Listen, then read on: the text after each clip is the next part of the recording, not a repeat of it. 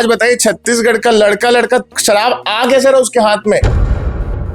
कई videos viral हो रहे हैं। शराब भट्टी की अलग बात है, बिक रहा है तो आ रहा है। भट्टी की अलग बात है, गांव शराब। एक दारू कोचिए का नाम बताओ, एक का। प्रत्यक्ष बैठा हूं मैं आपके पॉडकास्ट में, बैठा हूं, एक जन का नाम बताओ, कल वो जेल के अंदर दिखेगा। आज हर युवा वीडियो दिख रहा है, उनके पास मोबाइल है, सोशल मीडिया पे इतने वीडियोस जा रहे हैं, दारू पी करके पड़े हैं, कर रहे हैं, बलात्कार कर रहे हैं, नाबालिग लोगों को दारू दी जा रही है। ये आप देखिए, एक अननोन नंबर है, ठीक है, ये अननोन नंबर है।